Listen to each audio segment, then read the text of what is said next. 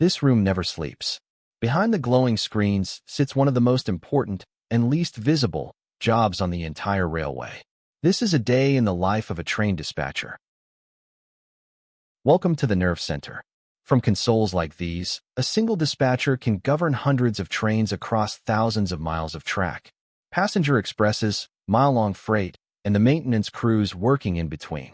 Every signal that turns green, every switch that moves, every worker protected out on the line, it all traces back to decisions made right here, often in a matter of seconds. It is a job built on pressure. Before they ever touch a console, dispatchers pass rigorous federal certification, memorize the physical character of their territory mile by mile, and prove they can read color-coded displays under stress. Because in this role, a single misread line or a missed radio call is not an inconvenience. It is a safety risk measured in tons and in lives. So how do you steer hundreds of trains you cannot see? Modern dispatchers use computer-aided dispatching, or CAD, running on top of centralized traffic control. The whole territory becomes a living diagram. A track segment sits black when it is clear. When the dispatcher lines a route, it glows green, the switch is aligned and locked, the signal ahead showing proceed. And the instant a train's steel wheels enter the block, the circuit detects them, and the segment turns red. Watch a long stretch of track, and you can see the train move as a wave of red, block by block, lighting up ahead and clearing behind. The dispatcher never sees the train itself, only this glowing trail. But from the rhythm of those blocks, they can read its speed, its spacing, and exactly where it is in real time. To plan ahead, dispatchers turn to one of the most elegant tools in all of transportation, the string line. Distance runs along one axis, time along the other. Every train becomes a single diagonal line, a string. A steep line is a fast passenger train. A gentle slope is a heavy freight. A flat, horizontal line means a train standing still. And the moment two strings cross on the same track, the diagram has just shown you a conflict, two trains heading for the same piece of rail. Some of this language is older than the computers. A century ago, there were no screens, just operators in trackside towers and a telegraph key.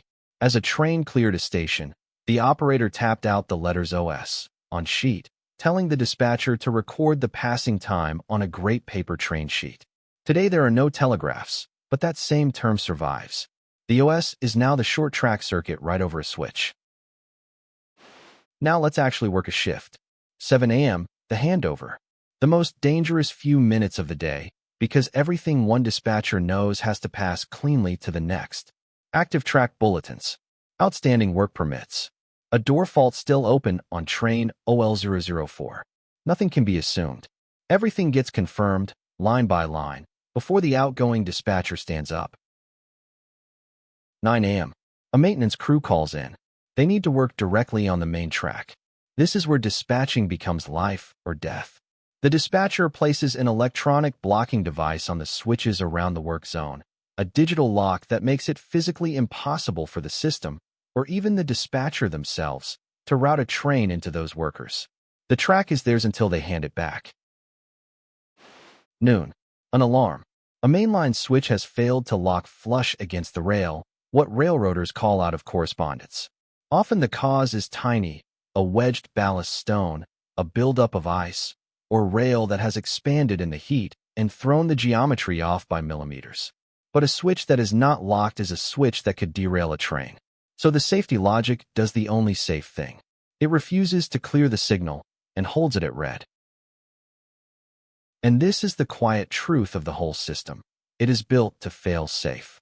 Switch failures are the single largest cause of mainline delay, and around 90% of them come down to this one problem, a switch slipping out of correspondence. The interlocking would rather stop every train than allow a single unsafe move. So how do you get traffic moving again? The dispatcher cannot override the danger, but they can authorize the crew to pass that stop signal, carefully, under strict rules. The train stops. The crew climbs down, inspects the points by hand, sweeps away the debris, and only then eases over the switch at restricted speed, slow enough to stop within half the distance they can see. Every one of those instructions rides on a single discipline, three-way communication. The dispatcher gives a clear, exact order, names, engine number, location. The engineer repeats it back, word for word. And the dispatcher confirms the readback is correct with their own name and the time. 3 steps every time. The most common failure is skipping the third, assuming you were understood. On a railroad, you never assume. 2 p.m. and a different kind of problem. Not a failure, but a puzzle. A slow coal train is holding up a high-priority intermodal behind it on a single track line. On the string line, you can see it coming, 2 strings closing in. The dispatcher plans a meet and pass, routing the slow coal train into a siding and holding it there just long enough for the fast train to slip by on the main. It looks simple on the screen. In reality, it is a constant, rolling calculation, every decision rippling outward into dozens of other trains, crews running out of their legal hours, and connections waiting hundreds of miles away. Keep the right train moving, and the whole network breathes a little easier. 3:30. The call no dispatcher wants.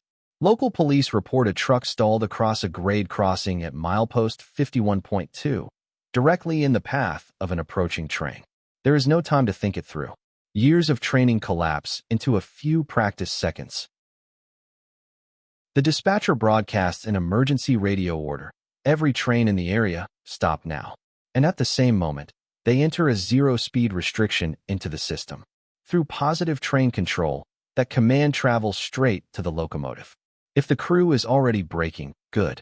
If for any reason they are not, the onboard computer takes over and applies the brakes itself. 2 independent layers, racing the same clock, to bring the train safely to a stop short of the crossing. Increasingly, the dispatcher is not alone. A layer called automatic route setting watches train positions against the timetable and lines routine routes on its own, clearing signals and throwing switches before a human would need to lift a finger. On a calm day, it is tireless and precise. But rigid automation struggles the moment things go wrong.